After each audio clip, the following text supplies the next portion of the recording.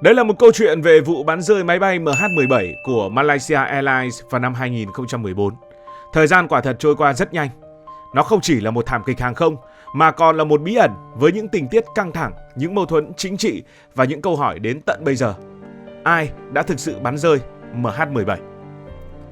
Ngày 17 tháng 7 năm 2014 tại sân bay Schiphol, Amsterdam, Hà Lan, chuyến bay MH17 của Malaysia Airlines chuẩn bị cất cánh. Đây là chuyến bay quốc tế thông thường nối Amsterdam với Kuala Lumpur, Malaysia. Chiếc Boeing mang số hiệu PH-BQP, một con chim sắt khổng lồ, chở theo 283 hành khách và 15 thành viên phi hành đoàn. Trong số họ có đủ mọi câu chuyện, từ một gia đình đi nghỉ hè, một nhóm nhà khoa học Úc đến dự hội nghị quốc tế về AIDS, một cặp đôi trẻ Malaysia đang háo hức về quê.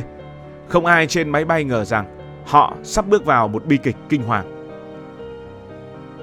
Cơ trưởng Jahare Amasa, một phi công kỳ cựu với hơn 18.000 giờ bay, cùng với cơ phó đã kiểm tra kỹ lưỡng trước khi khởi hành. Máy bay cất cánh đúng giờ, lúc 12 giờ 31 giờ địa phương. Bầu trời trong xanh, mọi thứ diễn ra suôn sẻ.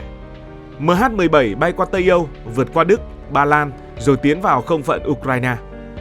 Ở độ cao khoảng 10.000 mét, đây là tuyến đường quen thuộc của các hãng hàng không quốc tế, được xem là an toàn tuyệt đối. Nhưng phía dưới, trên mặt đất Ukraine, một cơn bão chiến tranh đang âm ỉ và nó sắp sửa thay đổi tất cả. Để hiểu chuyện gì xảy ra, chúng ta cần phải nhìn vào bối cảnh lúc đó. Năm 2014, Ukraine đang chìm trong một cuộc xung đột khốc liệt. Sau khi Nga sáp nhập Crimea vào tháng 3, các nhóm ly khai ở khu vực Donetsk và Luhansk, miền đông Ukraine nổi dậy, tuyên bố thành lập Cộng hòa Nhân dân riêng biệt. Họ được trang bị vũ khí hiện đại từ súng trường đến xe tăng và nhiều người tin rằng Nga đứng sau lưng, cung cấp tiền bạc lẫn quân đội. Nga tất nhiên phủ nhận mọi cáo buộc, gọi đây là cuộc nổi dậy tự phát của người dân địa phương. Bên kia chiến tuyến, quân đội Ukraine chiến đấu để giành lại lãnh thổ. Vùng Donetsk trở thành chiến trường ác liệt với pháo kích, bom đạn diễn ra hàng ngày. Máy bay quân sự của cả hai phía thường xuyên quần thảo trên bầu trời.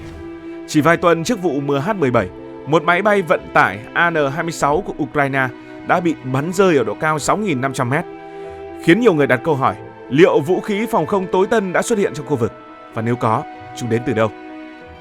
Điều đáng ngạc nhiên là không phận phía trên Donetsk vẫn mở cho các chuyến bay dân sự. Hàng chục hãng hàng không, bao gồm cả Malaysia Airlines, Singapore Airlines và nhiều hãng khác, tiếp tục sử dụng tuyến đường này để tiết kiệm thời gian và nhiên liệu. Các tổ chức hàng không quốc tế không đưa ra cảnh báo cụ thể, và các hãng máy bay tin rằng độ cao 10.000 mét nằm ngoài tầm với của bất kỳ vũ khí nào dưới mặt đất. Nhưng sự thật thì sao? Chỉ vài giờ nữa, cả thế giới sẽ nhận ra họ đã sai lầm nghiêm trọng. Khoảng 16 giờ 20 phút giờ địa phương, MH17 bay qua vùng Donetsk, một khu vực do lực lượng ly khai thân Nga kiểm soát. Ở độ cao 10.000 mét, phi hành đoàn không có lý do gì để lo lắng. Nhưng dưới mặt đất, mọi thứ đang chuyển động. Một hệ thống tên lửa, vũ khí phòng không tối tân do Liên Xô thiết kế đã được triển khai tại cánh đồng gần đó. Đây không phải là một loại vũ khí mà các nhóm du kích bình thường có thể sở hữu. Nó cần đội ngũ vận hành chuyên nghiệp, radar dẫn đường và một chuỗi chỉ huy rõ ràng. Đột nhiên, một vệt khói trắng lao vun vút lên bầu trời với tốc độ hơn 3 lần vận tốc âm thanh. Đó là tên lửa Buk 9M38. Chỉ trong vài giây, nó tiếp cận MH17 và phát nổ ngay gần mũi máy bay.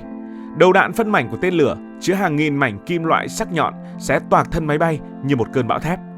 Phần đầu máy bay, bao gồm buồng lái, bị phá hủy hoàn toàn. Nó khiến phi hành đoàn tử vong ngay lập tức. Chiếc Boeing 777 mất áp suất, vỡ tan thành hàng nghìn mảnh giữa không trung. Những mảnh vỡ rơi xuống như mưa trên cánh đồng ngô và hoa hướng dương trải dài hơn 10 km vuông. Không một ai sống sót, 298 mạng sống, từ trẻ em đến người già đã biến mất trong tích tắc.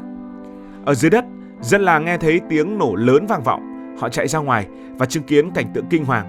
Xác máy bay cháy đen, hành lý vương vãi và những vật dụng cá nhân rải rác khắp nơi. Tin tức về vụ tai nạn đã lan nhanh như cháy rừng.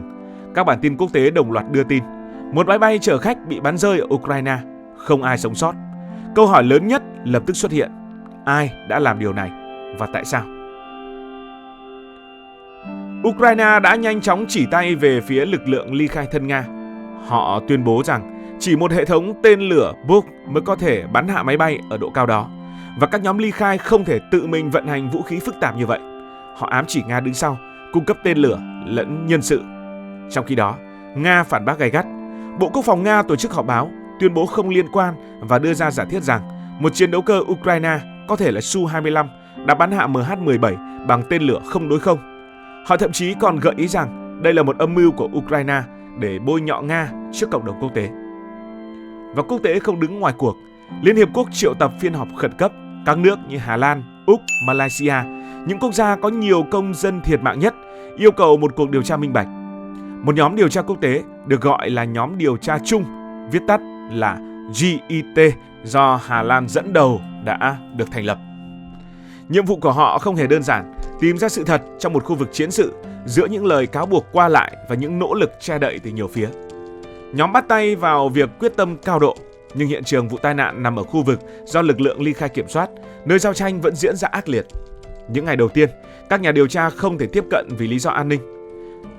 Khi họ cuối cùng đến với hiện trường, họ đối mặt với một cảnh tượng hỗn loạn. Một số mảnh vỡ đã bị di chuyển, thi thể nạn nhân bị đưa đi nơi khác và có tin đồn rằng những tay súng ly khai đã lục lọi đồ cá nhân, lấy điện thoại, ví tiền và trang sức. Dù vậy, nhóm điều tra vẫn thu thập được những mảnh vỡ quan trọng. Họ mang chúng về Hà Lan, nơi các chuyên gia bắt đầu phân tích từng chi tiết. Một phát hiện khiến tất cả sững sờ. Trên thân máy bay có hàng trăm lỗ thủng nhỏ, giống như bị một cơn mưa kim loại xuyên qua. Đây là dấu vết đặc trưng của đầu đạn phân mảnh từ tên lửa Buk. Các nhà điều tra cũng tìm thấy những mảnh kim loại hình cánh bướm, một loại đạn đặc biệt có trong tên lửa Buk 9M38. Không còn nghi ngờ gì nữa, MH17 bị bắn rơi bởi một tên lửa phòng không tối tân. Nhưng câu hỏi tiếp theo, tên lửa đó đến từ đâu? Nhóm đã mở rộng điều tra, phân tích dữ liệu radar, hình ảnh vệ tinh và những đoạn hội thoại bị chặn lại từ các tay súng ly khai. Một đoạn ghi âm đặc biệt gây sốc. Ngay sau vụ tai nạn, một chỉ huy ly khai nói qua bộ đàm: "Chúng ta vừa bắn rơi một chiếc máy bay." Một người khác trả lời: "Tốt lắm, chắc là máy bay quân sự của Ukraine." Những lời này vô tình tiết lộ rằng họ không biết mình vừa bắn hạ một máy bay chở khách. Nhóm điều tra không dừng lại ở đó. Họ bắt đầu truy vết nguồn gốc của hệ thống tên lửa này. Dựa trên các bức ảnh và video do người dân địa phương quay lại, họ phát hiện một đoàn xe quân sự di chuyển qua vùng Donetsk vài ngày trước vụ việc. Trong đoàn xe có một xe tải chở hệ thống phóng tên lửa với 4 quả tên lửa lớn. Đoàn xe này được nhìn thấy đi từ biên giới Nga và Ukraine qua một số thị trấn, rồi dừng lại ở cánh đồng gần khu vực máy bay rơi. Điều đáng chú ý là sau khi MH17 bị bắn rơi, hệ thống này gần như đã biến mất. Các hình ảnh vệ tinh cho thấy nó được trở lại Nga qua biên giới chỉ vài giờ sau vụ việc. Đoàn điều tra lần theo dấu vết và phát hiện một chi tiết chấn động. Hệ thống này thuộc Lữ đoàn tên lửa phòng không 53 của Nga, đóng tại Kursk. Họ có bằng chứng từ dấu vết về số hiệu xe tải, số series của tên lửa và cả lời khai của nhân chứng. Một số người từng làm việc trong quân đội Nga và đồng ý hợp tác. Ngày 24 tháng 5 năm 2018, nhóm điều tra công bố kết luận chính thức. Tên lửa Buk đã bắn rơi MH17 đến từ quân đội Nga. Đây không phải là sản phẩm của lực lượng ly khai tự chế, mà là vũ khí tối tân do Nga cung cấp. Phát hiện này như một quả bom làm rung chuyển quan hệ quốc tế. Các nước phương Tây, từ EU đến Mỹ, đồng loạt lên án Nga và kêu gọi Moscow chịu trách nhiệm. Nhưng Nga phản ứng như thế nào? Nga không chấp nhận kết luận của nhóm điều tra. Họ tổ chức hàng loạt các cuộc họp báo, tung ra vô số giả thuyết để bác bỏ cáo buộc. Đầu tiên, Nga cho biết MH17 bị bắn bởi một chiến đấu cơ Ukraine với những chi tiết như đã được đề cập ở phần trước. Tiếp theo, Nga tuyên bố rằng nếu đúng là tên lửa Buk thì nó phải thuộc về Ukraine. Họ chỉ ra rằng Ukraine sở hữu nhiều hệ thống tên lửa này từ thời Liên Xô và một số bệ phóng có thể được triển khai gần khu vực chiến sự.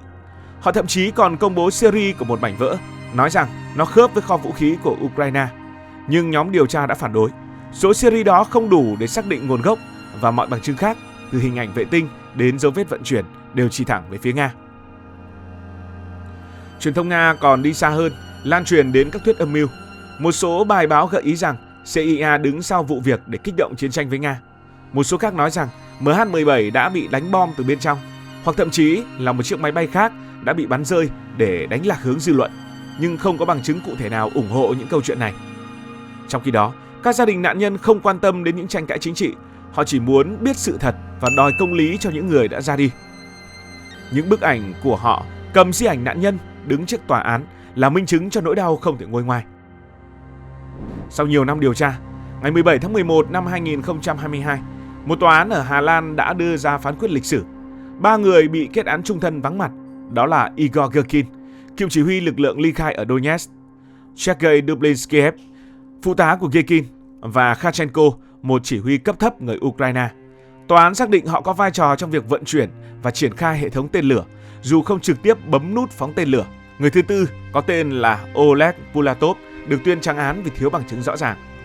Tòa cũng khẳng định MH17 bị bắn rơi bởi một tên lửa Buk từ khu vực do lực lượng ly khai kiểm soát và Nga có trách nhiệm cung cấp vũ khí. Đây là bước tiến lớn trong việc tìm kiếm công lý, nhưng vẫn còn nhiều điều chưa sáng tỏ. Không ai trong số những người bị kết án chịu ra tòa. Họ được cho là đã ở Nga, nơi không có hiệp định dẫn độ với Hà Lan. Quan trọng hơn, câu hỏi then chốt vẫn chưa có lời đáp. Ai thực sự đã ra lệnh bắn và tại sao? Một giả thuyết phổ biến là lực lượng ly khai nhầm MH17 với một máy bay quân sự Ukraine. Những ngày trước đó, họ đã bắn rơi nhiều máy bay quân sự và có thể họ nghĩ MH17 là mục tiêu hợp lệ. Nhưng điều này không giải thích được tại sao một hệ thống tối tân với radar có khả năng nhận diện mục tiêu lại không phát hiện ra đây là máy bay dân sự. Một số nhà phân tích cho rằng vụ việc là cố ý nhằm gửi thông điệp đến Ukraine và phương Tây. Tuy nhiên không có bằng chứng cụ thể nào để xác nhận điều này. Nhiều năm trôi qua, vụ bắn rơi MH17 không chỉ là một thảm kịch cá nhân cho 298 gia đình, mà còn là một sự kiện làm thay đổi cách thế giới nhìn nhận về chiến tranh hiện đại. Nó cho thấy vũ khí tối tân có thể gây ra hậu quả khủng khiếp thế nào khi được sử dụng sai lầm. Nó cũng đặt câu hỏi về trách nhiệm của các hãng hàng không và tổ chức quốc tế trong việc đảm bảo an toàn cho những chuyến bay qua vùng chiến sự.